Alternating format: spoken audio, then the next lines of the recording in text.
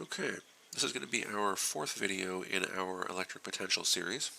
This is going to be, I think, a short video. There's no calculations to do in this section. This discussion is going to be on section 23.4 from the text, and in this section they're just discussing equipotential surfaces. So we're going to talk about equipotential surfaces, sort of how they help us visualize the potential in a region. And we'll go through some diagrams and discuss it a little bit, but like I said, there's not going to be any calculations in this section. And then after this, we're going to move on to the final section of this chapter, but that'll be in the next video.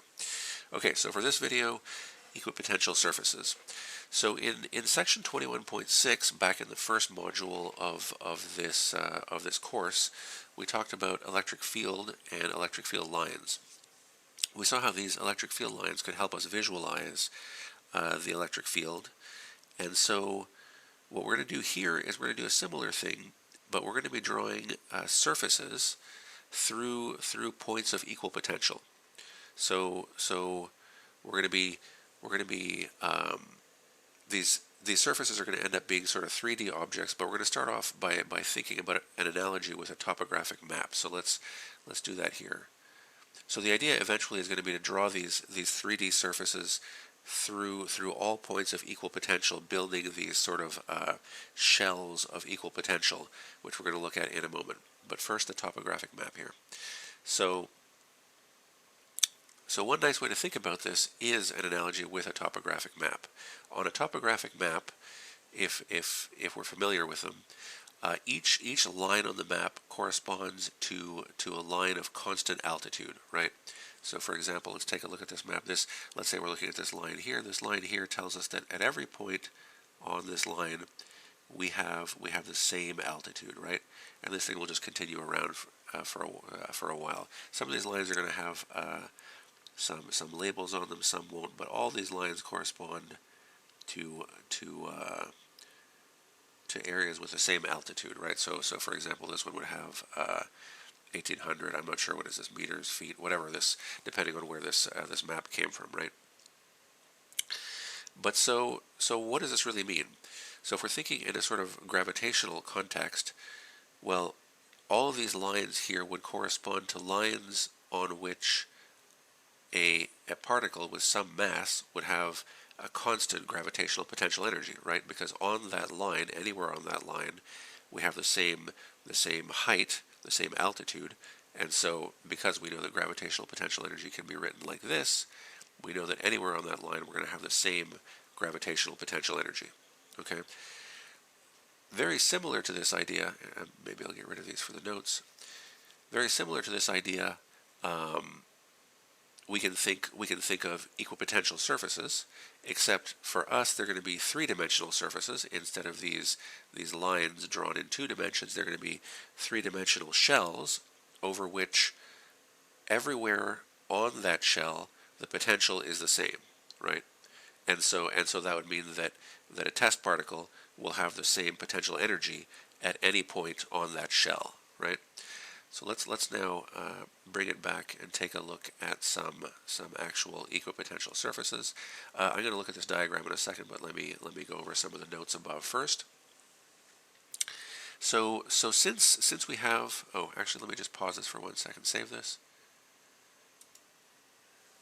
Okay, we can get back to this now. And so what was I saying? Okay, so since the potential is everywhere the same at every point on these equipotential surfaces, we know that our test particle would have the same potential energy at every point on the surface.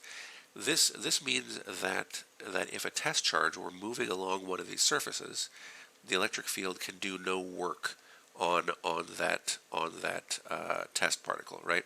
And we can see that because we know.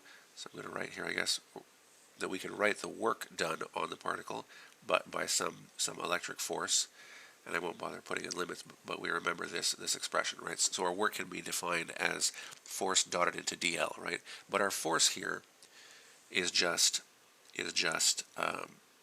q naught e, right?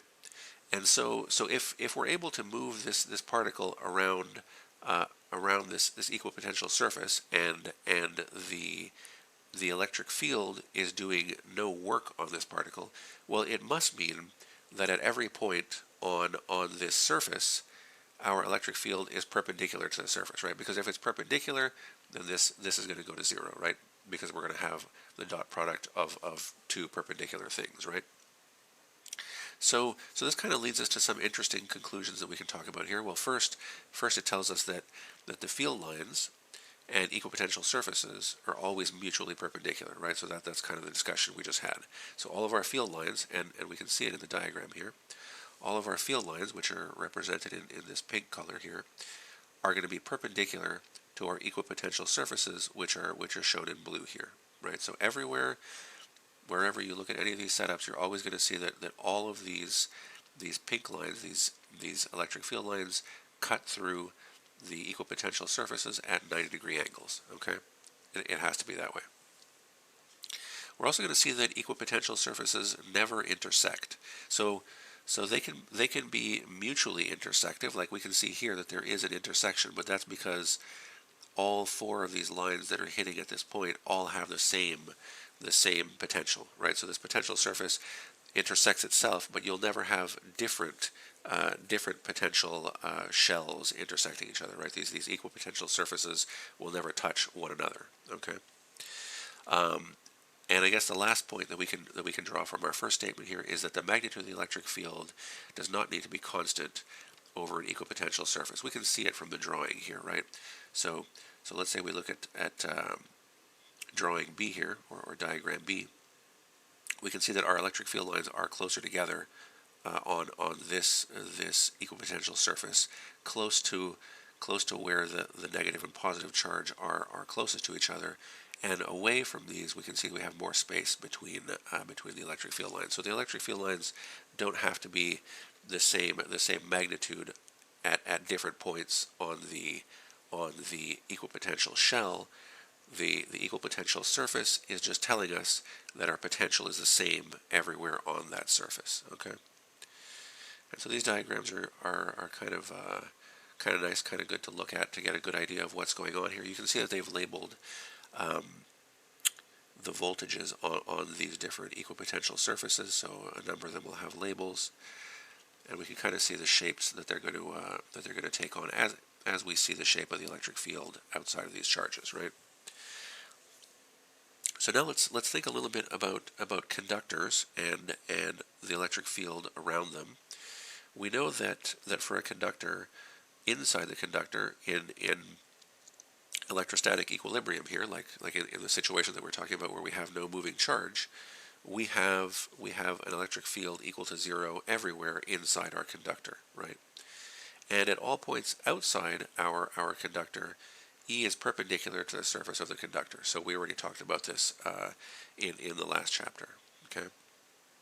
So this leads us to another couple of interesting things that we can say about equipotential surfaces.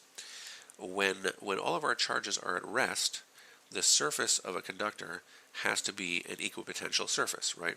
How do we know that? Well, I mean, simply by the statement that E is perpendicular to the surface of a conductor at all points. Well, this means it must be an equipotential surface, because equipotential surfaces are defined by a surface that is everywhere perpendicular to the electric field, and thus it has equal potential at all points, right? And so that gives us one interesting sort of point about equipotential surfaces and the surface of conductors. Also, excuse me. Also, when all charges are at rest, the volume of the conductor is going to be at the same potential everywhere. Okay, so it's an equipotential volume, and we kind of saw this. Do I have space to draw? Okay, so we kind of saw this in, it would have been last video, or yeah, I think it was last video, where we looked at the electric field inside and outside of a conducting sphere, and then we looked at the potential inside and outside of a conducting sphere, right? And we saw that for our electric field, so we had a conductor with some charge on it, right? And we saw, as we saw before, that I'm going to try and draw this really quickly here, that inside our electric field, maybe I'll draw the electric field in blue here, we have no electric field inside, right? And then as we come outside, this thing dies off like this. But then we saw that our potential looked somewhat different, right? We saw that our potential kind of had the same dying off behavior out here, but inside we had this potential that was the same as it was at the surface, right? And this is exactly what this statement is telling us. This is telling us that for a conductor, we're going to have the same potential everywhere inside the conductor that we had at the surface, okay?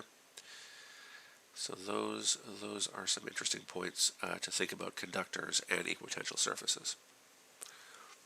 Okay, so in our discussion about Gauss's law, we talked about how in electrostatics, a conductor containing a cavity, right, that has no charge can have no net charge anywhere on the inner surface of the cavity, right? So we talked about basically this picture that we have down here, and if we have no charge inside the cavity, there's not going to be any induced charge in the walls of the cavity, this A that we have labeled here, right? So now we're going to follow a sort of logical argument that shows us why this has to be the case. Okay, so we start off, we have this picture here. This is our conducting material in yellow. This surface A is the inner surface of our conductor, and then we're gonna choose some point P, which we're gonna do something with in a little bit, and this B here is meant to be an equipotential surface, and we'll take a look at that. And this purple here is supposed to be a Gaussian surface. I label it G in the notes, but they don't bother to label it G here, but I'll refer to it as G down below here. Okay, so the cavity contains no charge. That's our initial assertion. Okay, so if the cavity contains no charge, then surface A of the conductor, well, not then, but surface A of the conductor, as we know from our above discussion, has to be an equipotential surface. Okay, let's now assume that we have a point P inside the cavity, and let's assume that point P is at a different potential. Okay. If we assume that point P is at a different potential, we can draw a equipotential surface that includes point P, and it doesn't have to be a large equipotential surface. We see it here, but we can make this equipotential surface as small as we want, even as small as only containing P itself. Okay. So what do we have now? We have at least one point, maybe a whole collection of points inside our cavity that is not at the same potential as the rest of the cavity, right? Because it's some point that has a different potential. Okay. We're then going to construct this Gaussian surface, this purple surface that we have here that I've labeled G, and then it must be true that since we have a different potential at P and along B than we do at A, there must be an electric field present that points either from A to B or from B to A, depending on the direction, but it doesn't matter. There will be some electric field, right? Because we have different potentials, and so there's going to have to be electric field pointing perpendicular to these different potentials, and they'll point either from A to B or from B to A. But whatever the case may be, because there's electric field, there's now going to be flux through G, right? We have electric field going through our Gaussian surface, and so there must be an electric flux going through our Gaussian surface, right? But if there's electric flux going through the Gaussian surface, Gauss's law tells us there must be enclosed charge, right? And if there's enclosed charge, this contradicts our original statement that there is no charge enclosed in the cavity, right? And so by this contradiction, we can see that something's gone wrong here. We have no charge in the cavity, but there must be charge in the cavity. So what have we done? Well, we've introduced this point P that has a different potential, but that can't be the case. So it turns out that P has to have the same potential as every part of the wall of our cavity, as every point on A. So this means that everywhere inside the cavity must have the same potential, okay? And then this therefore means that the electric field inside the cavity must everywhere be zero, right? And this is good because then our Gaussian surface won't have any electric field going through it. There won't be any flux. It won't be telling us that there has to be enclosed charge, and so the whole thing is consistent, right? So there's no electric field inside the cavity. And finally, this means that the surface charge density along all of A has to be zero, right? There can't be any surface charge along all of the surface A, otherwise we're going to have electric field, right? And so this kind of shows us a sort of logical argument using the tools we have at hand now for why we can say what we said back in our chapter about Gauss's law, why we can say that if a conductor contains a cavity and that cavity contains no charge, there can be no charge anywhere on the surface of the cavity, right? And we can see that that's proven by this logical argument below here, okay? And that's basically all I had for this video. It's a short one. In the next one, we're going to get back to some calculations. We're going to be looking at gradients.